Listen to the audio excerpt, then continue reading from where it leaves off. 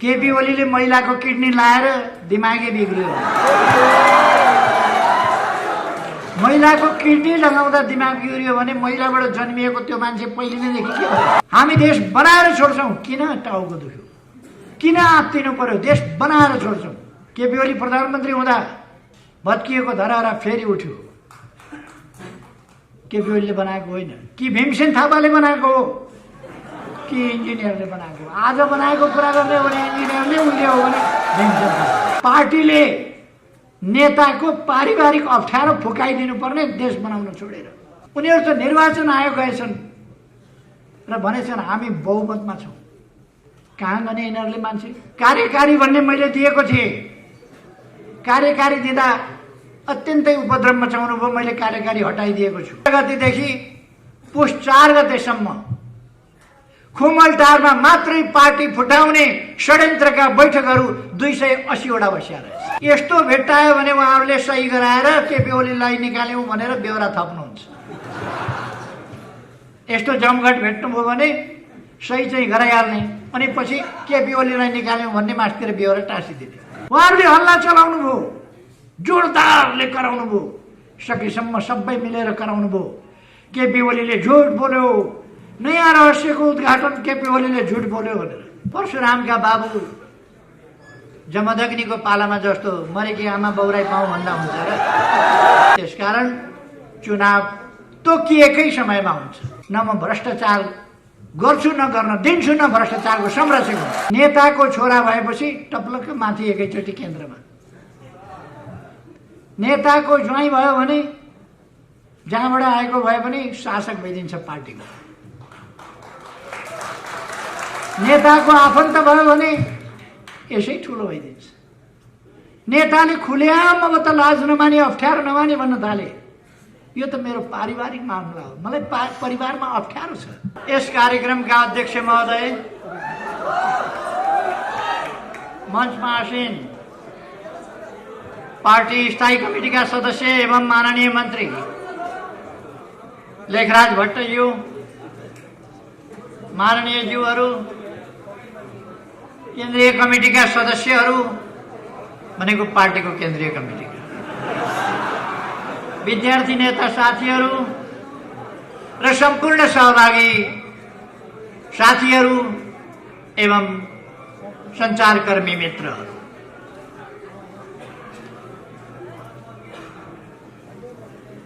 हामी भर्खर नयाँ वर्षमा प्रवेश गरेका छौँ। नयाँ वर्ष ईस्वी सनको नयाँ वर्ष 2021 मा। यो वर्ष सबैका लागि सुखमय हुन सकोस्, सुस्वास्थ्यको वर्ष हुन सकोस् र सबैका लागि उन्नति, प्रगति र सफलताको वर्ष हुन सकोस्, मेरो हार्दिक शुभकामना। अवश्य नै यस वर्ष गलत चीजहरू पराजित हुनेछन्, गलत विचारहरू पराजित हुनेछन्, गलत उद्देश्यहरू पराजित हुनेछन्।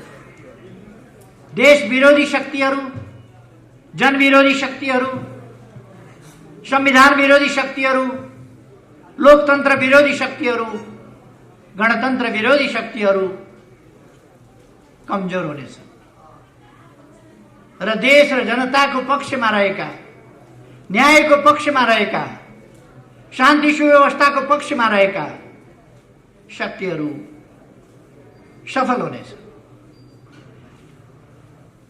मैले हिजो एउटा कार्यक्रममा बोल्दा पनि भनेको थिएँ, यो वर्ष ईस्वी सनको 2021 यो वर्ष नेपालको लोकतान्त्रिक आन्दोलनमा, नेपालको वामपन्थी आन्दोलनमा, नेपालको कम्युनिस्ट आन्दोलनमा एउटा महान सफलताको, अग्रगमनको, शुद्धिकरणको र सुदृढीकरणको वर्ष हुनेछ। विक्रम सम्वतको नयाँ वर्ष लाग्ने बित्तिकै 2078 सालको वैशाखमै प्रतिनिधि सभाका लागि नयाँ निर्वाचन हुनेछ। कतिपय व्यक्तिहरू शक्तिहरूले भ्रम अन्यल फिजाउन खोजिरहेका छन् चुनाव हुँदै हुँदैन भने। म साथीहरूलाई आग्रह गर्न चाहन्छु त्यस्ता भ्रममा नपर्नुहोस्। चुनाव वैशाख 17 गते हुन्छ, चुनाव वैशाख 27 गते हुन्छ। 2 दिनमा गरेर 2 चरणमा चुनाव हुन्छ। यस चुनावलाई टाल्न, परसार्न अथवा अल्मल्याउन कसैले पनि सक्ने छैन। यो नेपाली जनताको चाहना हो, आवश्यकता हो, देशको आवश्यकता हो। त्यसकारण चुनाव तोकिएकै समयमा हुन्छ। मैले यसो भनिरहँदा साथीहरूले बुझ्नुभयो होला। अहिले म भर्खरै सर्वोच्च अदालतमा धेरैवटा मुद्दाहरूको फिराद पत्र दर्ता गराएर आएको छु। जवाफ त दिनै पर्यो। चुनाव रोकी पाऊँ, मरेको संसद बहुराई पाऊँ, परशुरामका बाबु जमदग्नीको पालामा जस्तो मरेकी आमा बहुराई पाऊँ भन्दा हुन्छ र? संविधानले, कानुनले मिल्दैन। त्यसकारण विघटित संसद बहुरिँदैन। संसद विघटन भयो, नयाँ चुनाव हुन्छ। देशलाई अब अलमलमा बस्न दिन सकिँदैन। तपाईहरु बुझ्नुहुन्छ, तपाईहरुले भोग्नु भएको छ, देख्नु भएको छ, खेप्नु भएको छ। आफूले गएका 3 वर्षमा अनेरा सोभियु जस्तो गतिशील संगठन, आन्दोलनको मैदानमा जन्मिएको संगठन, आन्दोलनको मैदानमा हुर्किएको संगठन, आन्दोलन अगाडि बढाएर आएको संगठन, त्यस्तो संगठन गएको 3 वर्ष छ कि छैन जस्तो हो। अनेरा सोभियु यस्तो गतिशील संगठन। आज यहाँ तपाईहरु यसरी भेला हुनुभएको छ। बितेका 3 वर्षमा तपाईहरु यसरी भेला हुन सक्नुभएको थियो? भेला हुन पाउनु भएको थियो? तपाईहरु गतिशील हुन पाउनु भएको थियो?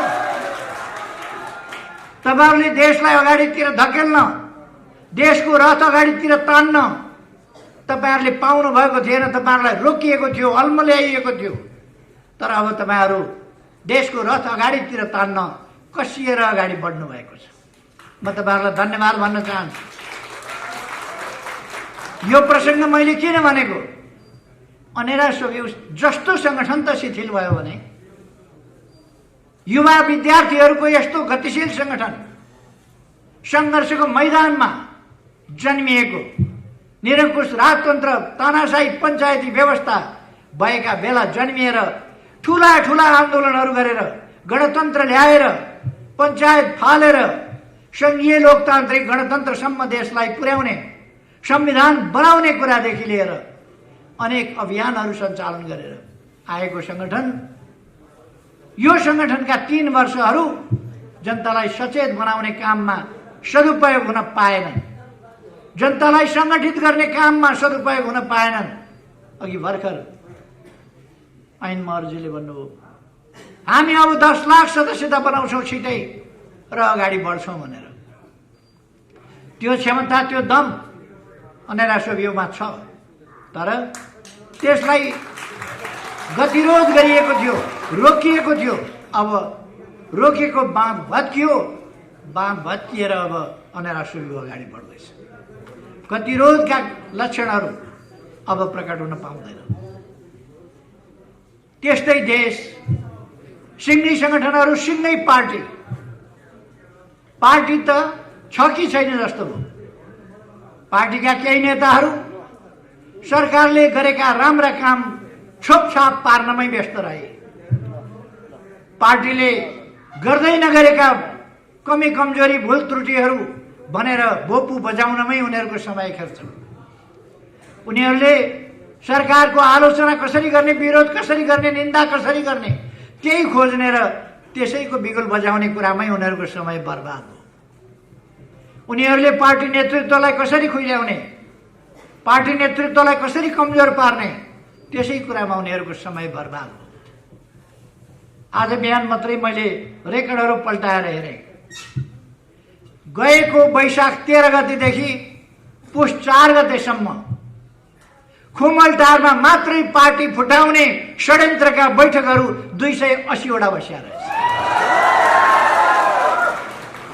खुमलटारमा मात्रै 280 वटा बैठक गनेर मैले रेकर्ड हेरेर 280 वटा। 35 वटा बैठक बाहिर बसेका रहेछन् खुमलटार भन्दा। कहिले कोटेश्वर, कहिले के प्रेसिडेन्सियल कलेज कि के, कहिले अगेनाको डिल, कहिले के यहाँ नयाँ मानेश्वरमा एउटा होटल छ फेरि अर्याल होटल, कहिले कसको घर त कहिले कसको घर। अनि यस्तो भेट्टायो भने उहाँहरूले सही गराएर केपी ओलीलाई निकाल्यौँ भनेर बेहोरा थप्नुहुन्छ। यस्तो जमघट भेट्नुभयो भने सही चाहिँ गराइहाल्ने, अनि पछि केपी ओलीलाई निकाल्यौँ भन्ने मास्तिर बेहोरा टाँसिदिने, त्यो काम गर्नुहुन्छ उहाँ। जम्मा 315 वटा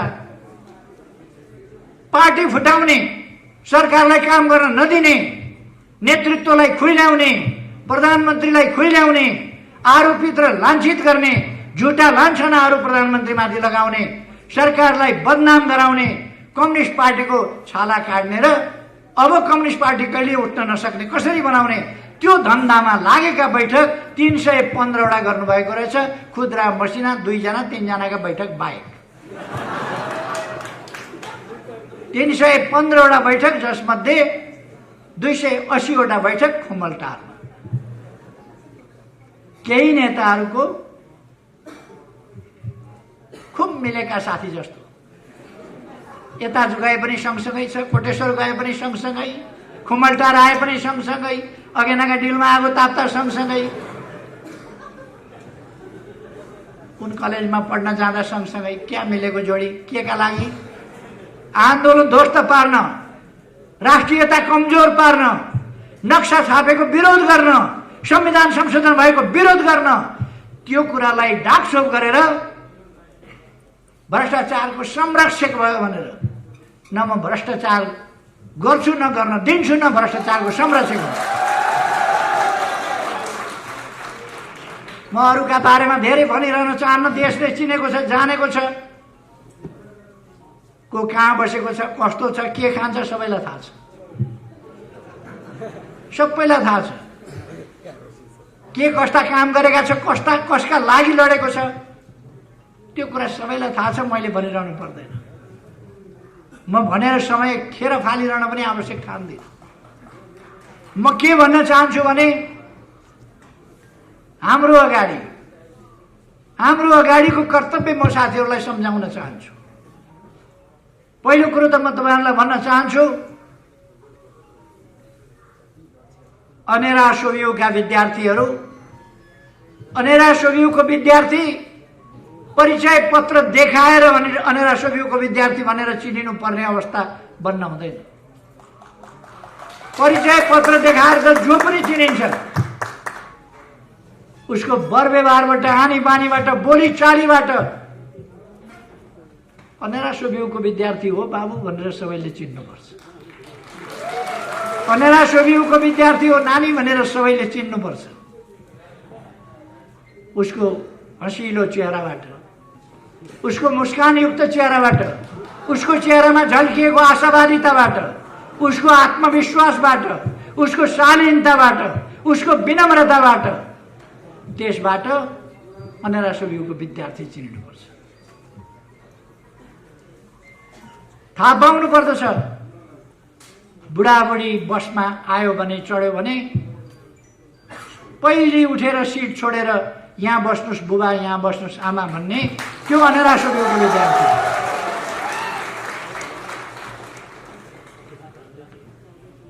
अनेरा सोभियुको विद्यार्थी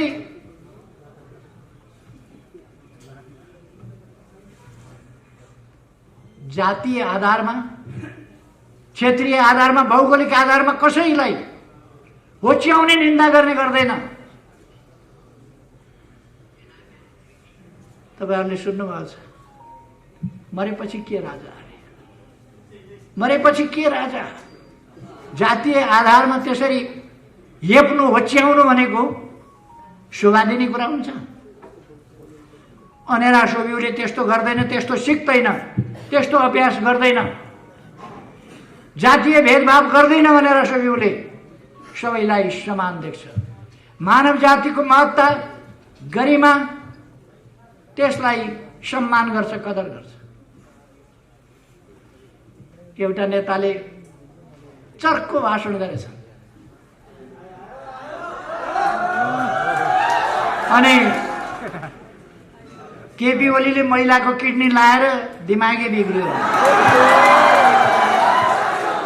महिलाको किडनी लगाउँदा दिमाग बिग्रियो भने महिलाबाट जन्मिएको त्यो मान्छे पहिले नैदेखि के हो? म त्यतापट्टि जान चाहन्छु। महिला माथिको कत्रो अपमान हो। महिलाको त किडनी मात्रै लगायो भने मान्छे पागल हुन्छ।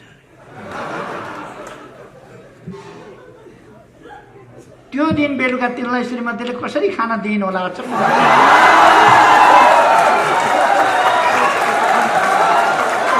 घरमा पुग्दा ढोका खोलेर स्वागत कसरी गरिन् होला? अचम्म लाग्छ मलाई। वरिपरि छिमेकका झ्यालबाट हेर्ने दिदीबहिनी महिलाहरूको अगाडि अनुहार कसरी देखायो होला? अचम्म लाग्छ।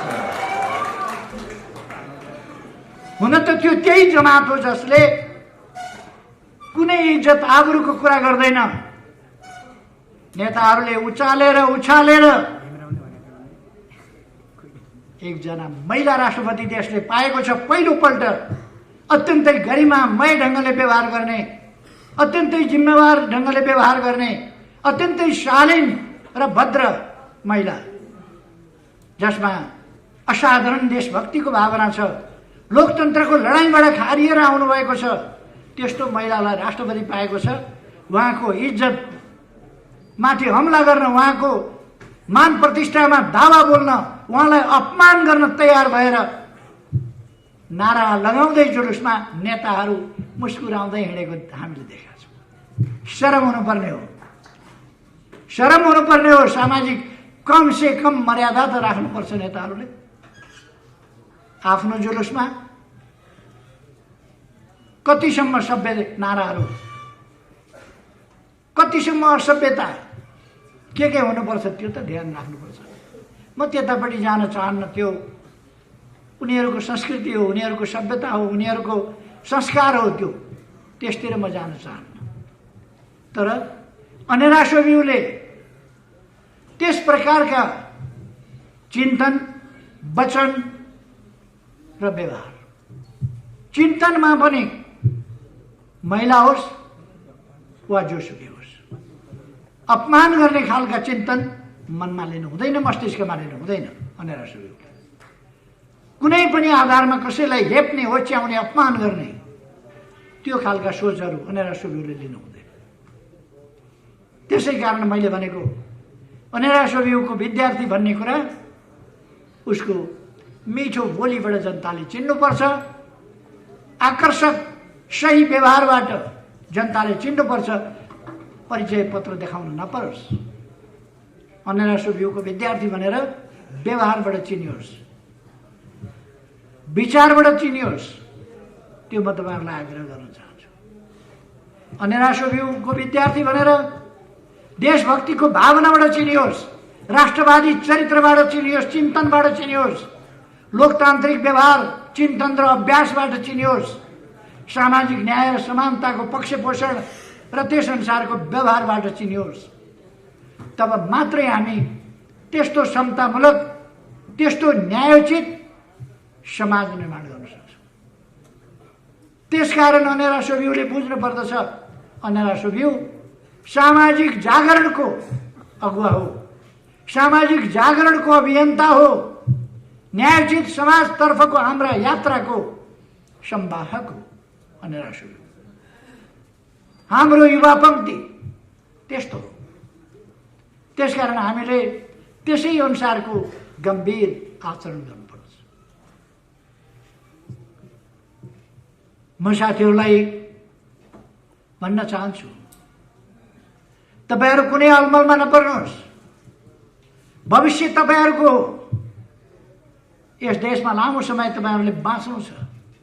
यो देश बिग्रिन दिनुभएको छैन, सपार्दै लानु परेको छ। एउटा विकसित, एउटा सभ्य, सुसंस्कृत, शान्तिपूर्ण, सुरक्षित, भयरहित, सम्मानपूर्ण, समतामूलक, समृद्ध समाज निर्माण गर्ने हाम्रो अभियान आज प्राप्त गर्ने सम्म, हुन सक्ने सम्म छिटै हामी त्यो व्यवस्था कायम गर्छौं। जति सकिन्छ छिटो गर्छौं, अहिले पनि गर्छौं। तर जो बाँकी रहेको छ त्यसका लागि, भोलिका लागि हामी ती कामहरू गर्छौं। हाम्रो समाज एउटा निरन्तर छ, निरन्तर हुन्छ, रहन्छ समाज। यो समाज निरन्तर अझ बढी आधुनिक, अझ बढी विकसित। आधुनिक भनेको फेरि कसैले बुझ्छन् छाडा भन्ने, कसैले बुझ्छन् आस्थाहीन, कसैले बुझ्छन् छलछाम गर्ने खालको, कसैले बुझ्छन् भ्रष्टतायुक्त। आधुनिक भनेको विज्ञान र प्रविधिले तथ्यपूर्ण ढङ्गले सामाजिक न्याय र समानतामा आधारित सभ्य संसार बन्यो आधुनिक भनेको। अन्धविश्वास होइन, विश्वास आधुनिक भनेको। अवैज्ञानिक कुराहरू होइन, वैज्ञानिक कुरा। तथ्यहीन होइन, तथ्ययुक्त कुरा। कसैले आजको जमानामा पनि आश्चर्य लाग्छ, जन्मसिद्ध श्रेष्ठताको कुरो गरेर हिँडेको छ। जन्मिँदै शासक हुने। हुन त हाम्रा नेताहरूमा पनि कतिपय देखिन थालेको छ आजकल। नेताको छोरा भएपछि टप्लक्क माथि एकैचोटि केन्द्रमा, नेताको ज्वाइँ भयो भने जहाँबाट आएको भए पनि शासक भइदिन्छ पार्टीको। नेताको आफन्त भयो भने यसै ठुलो भइदिन्छ। नेताले खुलेआम अब त लाज नमानी, अप्ठ्यारो नमानी भन्न थाले, यो त मेरो पारिवारिक मामला हो, मलाई परिवारमा अप्ठ्यारो छ। पार्टीले नेताको पारिवारिक अप्ठ्यारो फुकाइदिनु पर्ने, देश बनाउन छोडेर। कार्यकर्ताको मूल्याङ्कन नगर्ने, उसको अप्ठ्यारोको मूल्याङ्कन गरिदिनु पर्ने। कसको श्रीमती रिसाउँछ, कसको श्रीमान रिसाउँछ, कसका छोरी रिसाउँछन्, कसका ज्वाइँ रिसाउँछन्, कसका नातिनी रिसाउँछन्। त्यसका लागि पार्टी नतमस्तक भइदिनु पर्ने। मैले धेरै भनिरहनु पर्दैन, साथीहरूले जान्नु भएको छ, देख्नु भएको छ, भोग्नु भएको छ, यही समाजको कुरा हो। त्यसकारण म आग्रह गर्न चाहन्छु, हामीले आफ्नो भलो गरौँ न्यायोचित ढङ्गले, आफ्नो भलो गरौँ उचित ढङ्गले, आफ्नो भलो गरौँ स्वस्थ ढङ्गले, आफ्नो भलो गरौँ अरूको भलाइमा आघात नपारिकन, आफ्नो भलो त्यसरी गरौँ। म साथीहरूलाई आग्रह गर्न चाहन्छु, हामीले एउटा सभ्य समाज निर्माण गरेका हौँ, मानवोचित समाज निर्माण गर्न खोजेका हौँ। त्यसकारण मानवोचित समाजमा जानुपर्छ। अहिले मैले भरसक पार्टी जोगाएर लान चाहेको छु। निर्वाचन आयोगमा पुगेछन् केही मान्छेहरू, निर्वाचन आयोगमा पुगेर असली पार्टी हामी हौं भनेछन्। पार्टी उनीहरू अरे। केही मान्छेहरू केन्द्रीय कमिटीको बैठकमा आएनन्, अनुपस्थित भए। किन अनुपस्थित भए त्यो थाहा छैन। पार्टी केन्द्रीय कमिटीका सम्पूर्ण सदस्यहरूमध्ये 10-12%, 15% होला अनुपस्थित। कहिले कहिले त्यस्तो अनुपस्थिति हुन सक्छ विभिन्न कारणले। हामीले केही कारणले अनुपस्थित भए होलान् साथीहरू ठान्यौं। उनीहरू त निर्वाचन आयोग गएछन् र भनेछन् हामी बहुमतमा छौं। कहाँ गने यिनीहरूले मान्छे, कहाँ गने थाहा छैन। बहुमत छौं भनेर झुट बोल्ने बानी परेकालाई केही लाग्दैन। 3:30 बजे दर्ता गर्न गएका अविश्वासको प्रस्ताव बनेर 5 गते 3:30 बजे संसद विघटन भइसकेपछि, संसद विघटनको घोषणा भइसकेपछि 3:30 बजे संसद सचिवालयमा पुगेका थिए अविश्वास दर्ता गर्न। संसद सचिवालयले भनेछ संसद विघटन भइसक्यो, के को अविश्वास दर्ता गर्न। तैपनि मानेनन्। संसद सचिवालयले भन्यो ढिलो भयो, पहिले नै गरे भए हुन्थ्यो। सभामुखले लेखे यो त बिहान 10:30 बजे 10:40 बजे कति बजे नै म कहाँ आएको थियो। सभामुख कहाँ कारणले जाने नै होइन र सभामुख अचम्म लाग्यो।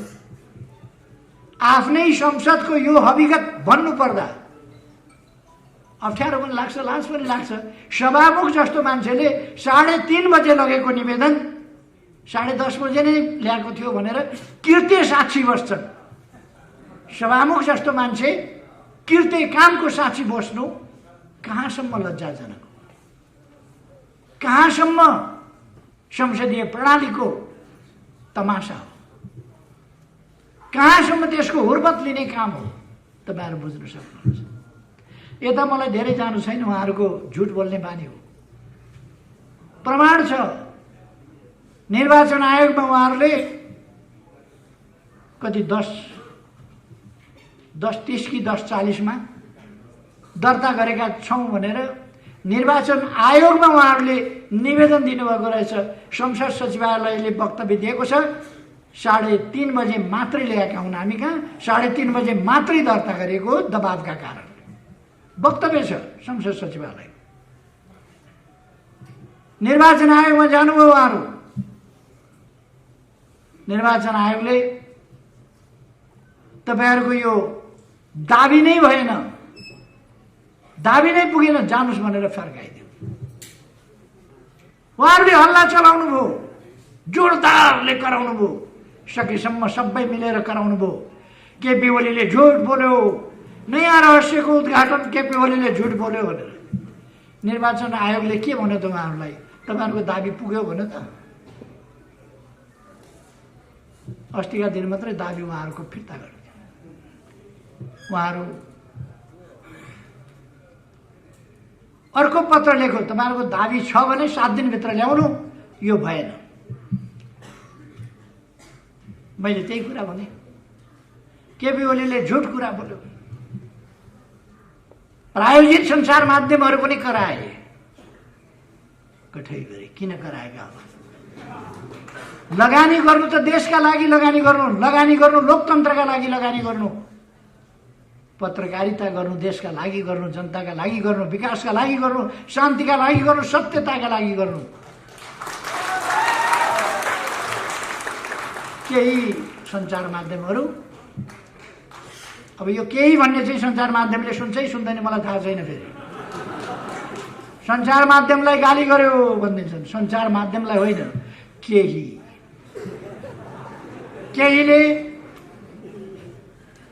केहीले त किन कसम खाएको यो देश बन्छ भनेर किन आत्तिएका हुन् मलाई छक्क लाग्छ।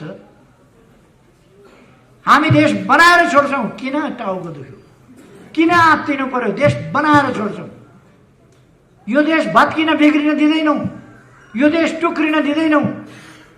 यो देशको वास्तविक भूमि सामेल गरेर हामीले नक्सा छापेका छौं, हामीले संविधान संशोधन गरेका छौं।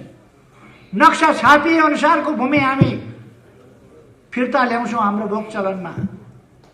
किन पीर गर्नुभएको? यस कुरामा किन पीर गर्नुभएको? यसको जस धरारा केपी ओलीले बनाएको होइन भने जस्तै जस नदिनुहोस् न केपी ओलीलाई। जमिन फिर्ता आउँदा त देशको फाइदा हुन्छ नि। जस चाहिएन केपी ओलीलाई। धरारा मैले बनाएको होइन, रानी पोखरी मैले बनाएको होइन, बाटा मैले खनेको होइन, मलाई चाहिएन। मेरो पालामा मेरो नेतृत्वमा बन्या हो, मैले बनाएको होइन, मलाई चाहिएन जस। तर बन्यो त भन्नुहोस् कम से कम। 22औं तलाबाट फोटो खिचेको मैले होइन, 22औं तला त धरारा बनेछ त, जहाँ पत्रकार चढेर फोटो खिच्नु। कसैलाई पीर परेछ, कसैले भन्दैछ केपी ओलीको पालोमा। केपी ओली प्रधानमन्त्री हुँदा भत्किएको धरारा फेरि उठ्यो। केपी ओलीले बनाएको होइन कि भीमसेन थापाले बनाएको हो कि इन्जिनियरले बनाएको? आज बनाएको कुरा गर्ने हो भने इन्जिनियरले, उनले हो भने भीमसेन थापा।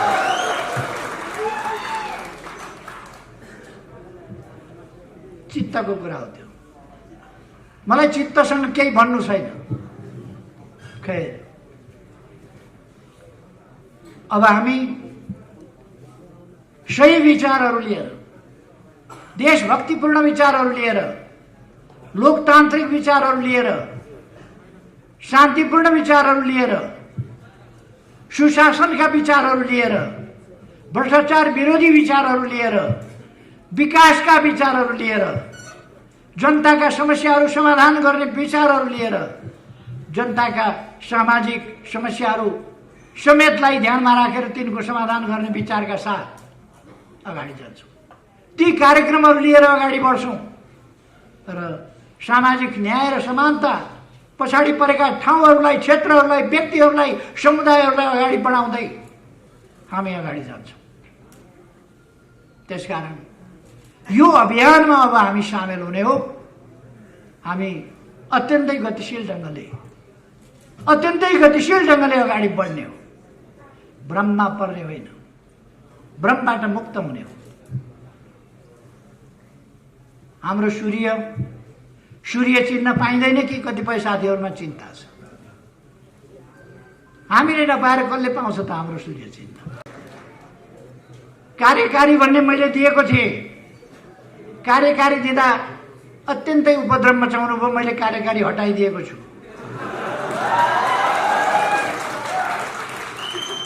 अध्यक्षको पद अहिले पनि कायमै राखेको छ, आउनुहोस्। वरिष्ठ नेताहरूको पद कायमै राखेको छ, आउनुहोस्। प्रवक्ता भनेर तोक दिएको थियो। प्रवक्ताले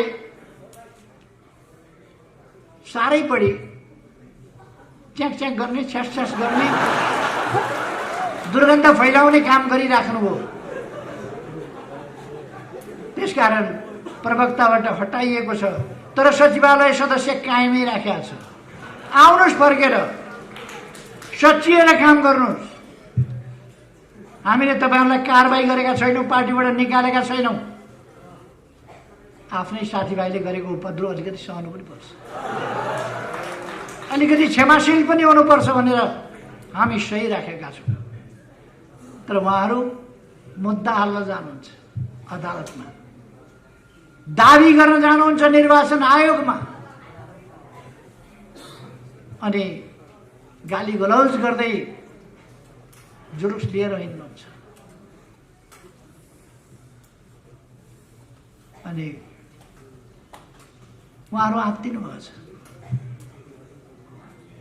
अलिकति एउटा नकल पनि गर्नुभएछ, पीडा पनि पोख्नु भएछ। पहिलोपल्ट प्रधानमन्त्रीबाट मेरा विरुद्ध, प्रधानमन्त्रीका विरुद्ध अविश्वासको प्रस्ताव राख्दा निराधार ढंगले झुटा आरोपका साथ ममाथि अविश्वासको प्रस्ताव राखिएको थियो। मैले राम्रा कामहरू गरेको थिएँ। चीनतिरबाट यातायात र पारवनको सम्झौता गरेको थिएँ, नाकाहरू खोलेको थिएँ, व्यापार सम्झौता गरेको थिएँ, अरू थुप्रै कुराहरू भएका थिए। भारततिरको सम्बन्धलाई माथि उठाएको थिएँ, नाकाबन्दीको डटेर सामना गरेको थिएँ। यी सबै कुराहरूले आत्तिएर केपी ओली लोकप्रिय हुने भयो भन्ने डर उहाँहरूलाई परेर उहाँहरूले झुटा आरोपका साथ ममाथि अविश्वासको प्रस्ताव राख्नुभयो। त्यसको जवाब दिँदै मैले भनेको थिएँ, मैले अलिकति उहाँहरूको तौर तरिका देखेर अलिक आक्रोशित भएर मैले भनेको थिएँ। मैले एक्सटेम्पर बोलिराखेको थिएँ, त्यसकारण मलाई बोल्दै जाँदाखेरि मैले अलिकति अंग्रेजीमा भने, this is not the end of time, this is a continuous process and we are here, don't forget it. मैले त्यति बेला भनेको थिएँ त्यो समय अन्त्य भएको छैन, समय चालू छ, प्रक्रिया चालू छ, हामी यही छौं भन्ने कुरा नबिर्स। मैले त्यो भने त्यसको नकल गरेर अस्ति आफ्नो पीडा पनि पोखेर हामी यहाँ छौं भनेर लेखेको।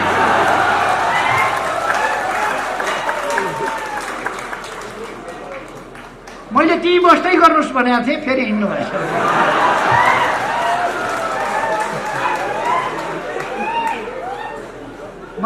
केन्द्रीय कमिटीमा साथीहरू आएनन्, किन आएनन्, कता गए भन्ने परेको थियो।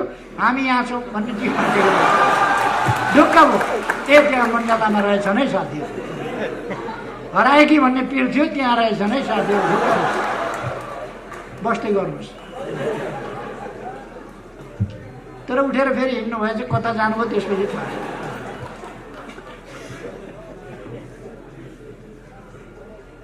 एकजनाले सुगा पालेछ अनि सुगालाई रमाऊ रमाऊ खुसी हौ, रमाऊ रमाऊ खुसी हौ भन्न सिकाएछ। सकारात्मक सोच हुनुपर्छ भन्ने छ नि आजकल। हो त्यही लाइनमा उसले कति गोपी कृष्ण कहो सिकाउने भनेर रमाऊ रमाऊ खुसी हौ, रमाऊ रमाऊ खुसी हौ भन्ने। एकजना कोही मर्यो, सुगालाई के मतलब, उसले रमाऊ रमाऊ खुसी हौ, रमाऊ रमाऊ खुसी हौ। सुगाले त त्यही बोल्ने हो। कुन प्रसङ्गमा मैले हामी यहाँ छौँ, नबिर्स फेरि फर्केर आउँछौँ भनेका थियौँ। हामी फेरि फर्केर आउँछौँ, त्यसको नकल गरेको मण्डलामा हामी यहाँ छौँ। दुनियाँलाई थाहा भयो आजकल उहाँहरू मण्डलामा आउनुहुँदो रहेछ। सबैलाई थाहा भयो मण्डलामा आउनुहुँदो रहेछ। मण्डलामा किन बस्नुहुन्छ? यत्रो महान पार्टी छ, अनेरा सुवियुका थोरै नेताहरू भेला हुँदा यत्रो सभा छ, मण्डलामा किन जानु पर्यो? मरेकालाई उपियाले छोडे जस्तो तपाईँहरूलाई कार्यकर्ताले छोड्ने छन्। हामी यहाँ छौँ होइन, म यहाँ छु भनेर लेख्नु पर्ने छ तपाईँहरूले। हामी भन्ने शब्द हराएर म यहाँ छु। किन त्यो नौबत, किन त्यो अवस्थामा पुग्नुहुन्छ? आउनुहोस्, पार्टीमा आउनुहोस्, हामी फेरि यहीँ छौँ भनेर लेख्नुहोस्। हामी फेरि यहीँ आइपुग्यौँ। तपाईँहरूलाई फेरि पनि हामी गल्ती कमजोरी र बदमासीका बावजुद 100 खत माफ। आउनुहोस्, देश बनाउने यस महाअभियानमा तपाईँहरूका स्वार्थी प्रवृत्तिहरू त्यागेर आउनुहोस्। अब तपाईँहरूका आत्मकेन्द्रित स्वार्थी पदलोलु महत्त्वाकांक्षी प्रवृत्तिहरू छोडेर आउनुहोस्। तपाईँहरूका छटपटी केमा छन् देशलाई थाहा छ, दुनियाँलाई थाहा छ। तपाईँहरू किन छटपटाउनु भयो सबैलाई थाहा छ। त्यस्ता छटपटीहरू छोडेर आउनुहोस्। पार्टीमा तपाईँहरूका ठाउँहरू यथावत छन्। तपाईँहरू बस्ने कुर्सी हामीले यथावत राखिदिएको छ। तपाईँहरूलाई पीर कुर्सीको छ, धेरै थाहा छ। तपाईँहरूलाई कुर्सीको पीर भएको हुनाले कुर्सी यथावत राखिदिएको छ पार्टीले। आउनुहोस्, बस्नुहोस्। खै उहाँहरू आउनु भएन भने पनि, उहाँहरू आउनु भएन भने पनि यो अभियान अगाडि बढ्छ।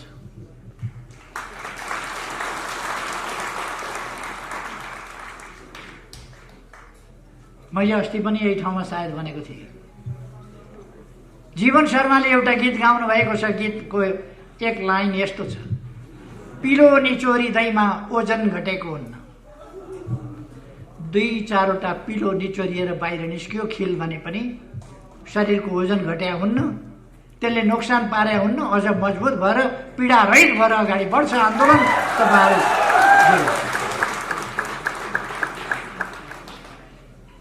म भन्न चाहन्छु, तपाईँहरू नहुँदा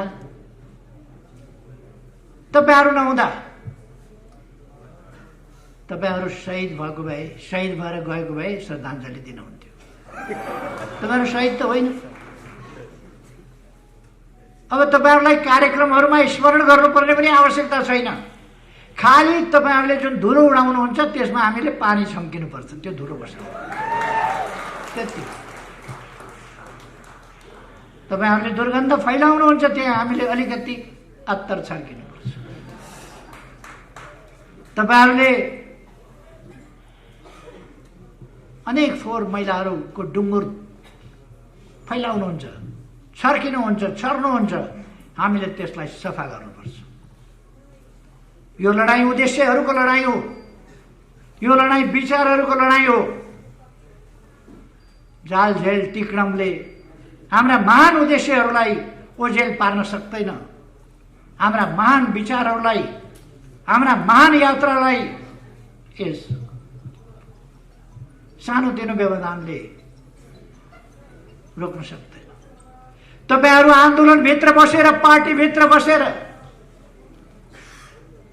घाँसभित्रै छुपेर बसेको, लुकेर बसेको हरियो साप जस्तै आन्दोलनभित्र बसेर आन्दोलनलाई कमजोर पार्ने, आन्दोलनलाई बदनाम गर्ने, कम्युनिस्ट पार्टीको 2/3 कामै लागेन भन्ने, 2/3 हामीसँग अलिकति थिएन, तर उहाँहरूले 2/3 को सरकार कामै लागेन भनेर कराको कराई गर्नु।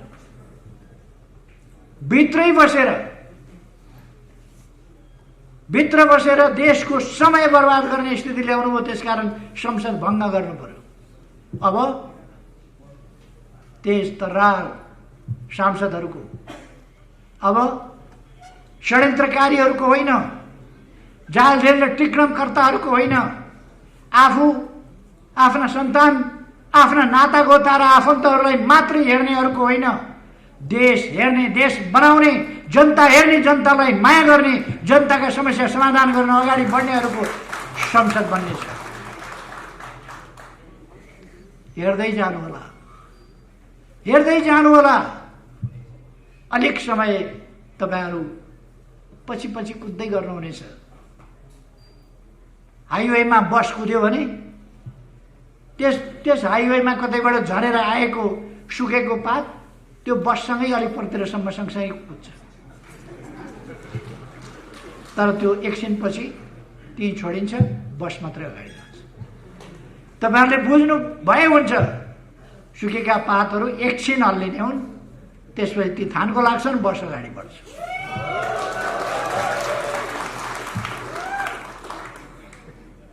तपाईहरू अब सदस्यता विस्तारमा आफ्नो योजना अनुसार तपाईहरूको केन्द्रीय कमिटीको बैठक सम्पन्न भएको मैले थाहा पाएको छु।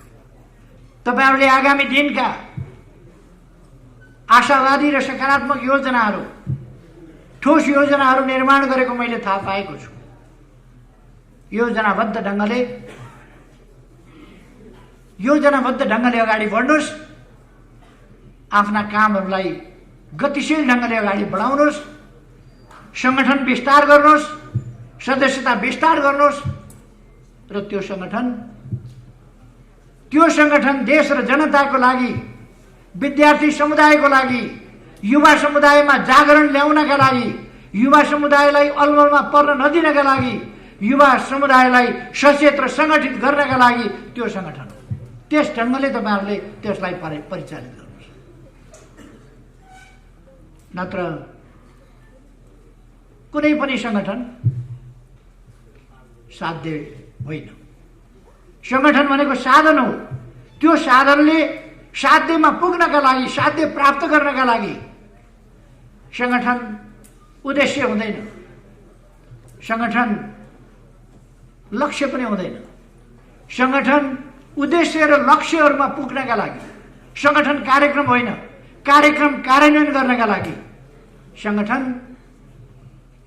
अगाडि बढ्नका लागि, त्यसका लागि संगठन चाहिएको। त्यसै रूपमा तपाईहरू यस विशाल संगठनलाई अझ विशाल, अझ मजबुत, अझ गतिशील बनाउनुहोस् र अगाडि बढ्नुहोस्।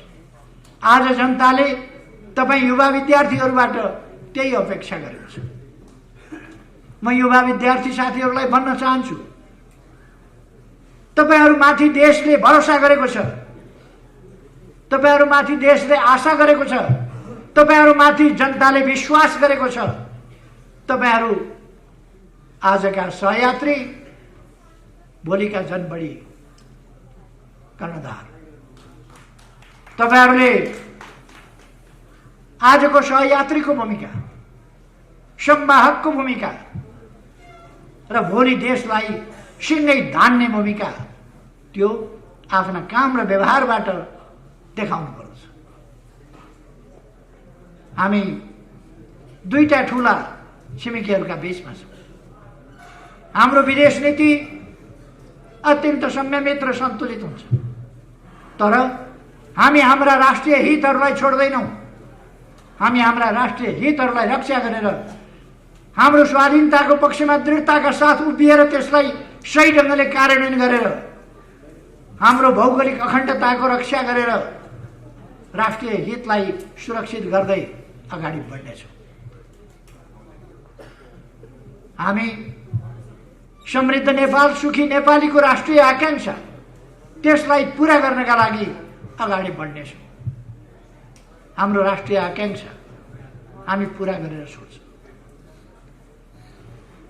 तपाईहरुलाई एउटा कुरा बताऊँ, विदेशमा म जहाँ जान्छु अथवा विदेशी मित्रहरू जो नेपालमा आउनुहुन्छ, उहाँहरू सबैले भन्नुहुन्छ, विश्वभरिका नेताहरूले भन्नुहुन्छ, नेपालले छानेको, नेपालले रचना गरेको नेपालको राष्ट्रिय आकांक्षा, तय गरेको राष्ट्रिय आकांक्षा अत्यन्तै सही छ, सुन्दर छ, अत्यन्तै सठिक छ। सबै देशका नेताहरूले भन्छन् यहाँ आउँदा होस् अथवा हामी जाँदा होस्। तर तपाईहरुले हाम्रो पार्टीका ठूला ठूला ओहदामा, ठूला ठूला पदमा बसेका नेताहरू केही, ती नेताहरूले कहिल्यै समृद्ध नेपाल, सुखी नेपाली भनेको सुन्नुभएको छ? कहिल्यै भन्नुहुन्न उहाँहरू, किनभने उहाँहरूको मन जल्छ। समृद्ध नेपाल, सुखी नेपाली वारवार आगो लाग्छ मनमा। विदेशी मित्रहरूले त्यसको सराहना गर्दा, समर्थन गर्दा उहाँहरूको मन जल्छ। कस्तो मन होला? समृद्ध नेपाल, सुखी नेपाली भन्न नसक्ने, समृद्ध होस् नेपाल, सामाजिक न्याय समानता सहितको होस् नेपाल, समृद्धि सबैको हिस्सामा परोस्, पछाडि कोही नपरोस्, दुखी दरिद्र भन्ने कोही नहोस् र असुरक्षित कोही नहोस्, भययुक्त जीवन कसैले बाँच्न नपरोस्, निर्भय भएर सबै बाँच्न पाउन्, सबै सम्मानित जीवन बाँच्न पाउन्। यसरी सुखी समृद्ध नेपाल र सुखी नेपाली, यो आकांक्षासँग उहाँहरूको वैरभाव केमा हो? उहाँहरू कहिल्यै बोल्न सक्नुहुन्न, उहाँहरूको मुखले बोल्न सक्दैन, उहाँहरूको मनले त्यसलाई पचाउन सक्दैन, उहाँहरूको मस्तिष्कले त्यसलाई पचाउन सक्दैन। तपाईँ हामी बुझ्न सक्छौँ कत्रो रहेछ उहाँहरूको चित्त। राष्ट्रको समृद्धि सुन्न सक्नुहुन्न, राष्ट्रको समृद्धि भन्न सक्नुहुन्न, देशको सुख, जनताको सुख भन्न सक्नुहुन्न। उहाँहरू कत्रो रहेछ उहाँहरूको चित्त, के रहेछ उहाँहरूको मन, उहाँहरूको भावना के रहेछ, यी सबै कुरा तपाईँ हामीले देखेका छौँ। तर हामी यी उद्देश्यहरूबाट डगमगाउनुहुन्न। मैले देखेको छु 50 वर्ष अगाडि देशमा जति बेला लोकतान्त्रिक शक्तिहरू कमजोर भएका थिए, तानाशाही दमनबाट छेदविच्छेद भएका थिए, चल्न सक्ने अवस्थामा थिएनन्, कोही जेलमा, कोही निर्वासनमा, प्रवासमा, कोही चुपचाप स्थितिमा। कम्युनिस्ट आन्दोलन पनि टुक्रा टुक्रा अवस्थामा, ससानो अवस्थामा थियो। त्यस बेला हामीले संगठन निर्माण गर्न सकिन्छ, यत्तिकै बन्दैन, संगठन निर्माण गर्न सकिन्छ, हामी गर्न सक्छौँ। त्यसै गरेर आन्दोलन निर्माण गर्न सकिन्छ, अन्यायपूर्ण व्यवस्था ढाल्न सकिन्छ, राजतन्त्र फाल्न सकिन्छ, लोकतान्त्रिक गणतन्त्र ल्याउन सकिन्छ। त्यसका लागि एउटा महान आन्दोलन सिर्जना गर्न सकिन्छ। त्यस्तो आन्दोलन सिर्जना गर्न विशाल र सशक्त कम्युनिस्ट पार्टी निर्माण गर्न सकिन्छ। त्यो थालेका थियौँ र परिवर्तन यहाँसम्म ल्याइपुर्याएका छौँ। आज एउटा सेक्सनको सानो हिस्सा विद्यार्थी संगठनको नेतृत्वको एउटा सानो पंक्ति मात्रै उपस्थित हुँदा यति विशाल छ भने सिंगै समाजको हिस्सा यसै गरी उत्साहित भएर आज अगाडि बढेको छ। यति सकारात्मक स्थितिमा, यति अनुकूल स्थितिमा हामीलाई देश बनाउनबाट कसले रोक्न सक्छ? राष्ट्रियताको रक्षा गर्नबाट हामीलाई कसले रोक्न सक्छ? लोकतन्त्रको रक्षा गर्नबाट कसले रोक्न सक्छ? संविधानको रक्षा गर्नबाट कसले रोक्न सक्छ? संघीय लोकतान्त्रिक गणतन्त्रको रक्षा गर्नबाट कसले रोक्न सक्छ? त्यसको सही कार्यान्वयन गर्नबाट हामीलाई अब कसले रोक्न सक्छ? कसैले रोक्न सक्दैन। हामी अगाडि बढ्नेछौँ। यो आत्मविश्वासका साथ तपाईहरु अगाडि बढ्नुहोस्। तपाईहरुलाई म शुभकामना भन्न चाहन्छु। तपाईहरुका हरेक प्रयासहरू सफल होस्। तपाईहरुलाई सही बाटोमा नेतृत्व गर्न पार्टी छ। पार्टीले सही विचारले नेतृत्व गर्छ। तपाईहरु सबभन्दा गतिशील, सबभन्दा क्रियाशील, उमेर समूह, संगठनको आचरण सबै कुराले तपाईहरु सबैभन्दा गतिशील हो र हुनुपर्छ। म तपाईहरुलाई गतिशील ढंगले अगाडि बढ्न, एकताबद्ध, सुदृढ भएर अगाडि बढ्न र व्यापक रूपमा फैलिन शुभकामना दिन चाहन्छु। त्यो शुभकामना कार्यान्वयन तपाईहरुले गर्ने हो, हासिल तपाईहरुले गर्ने हो। अब मैले धेरै केही नराखौं। वैशाख 17 र 27 गते निर्वाचन हुन्छ। 78 साल वैशाख 17 र 27 गते। त्यस निर्वाचनमा हामीले अत्यधिक ठूलो सफलता प्राप्त गर्नुहुन्छ। अहिले सबैको सातो जाने गरी मैले धेरै केही नभनौं, परिणामले देखाउने हो। हामी अत्यधिक सफलताका साथ अगाडि बढ्नेछौँ। उत्साहका साथ साथीहरू अगाडि बढ्नुहोस्। तपाईहरुको मेहनत सफल हुनेछ। यही शुभकामनाका साथ म यहाँहरू सबैलाई धन्यवाद भन्न चाहन्छु। धन्यवाद। आफ्नो भनाइ यही टुङ्ग्याउँछु।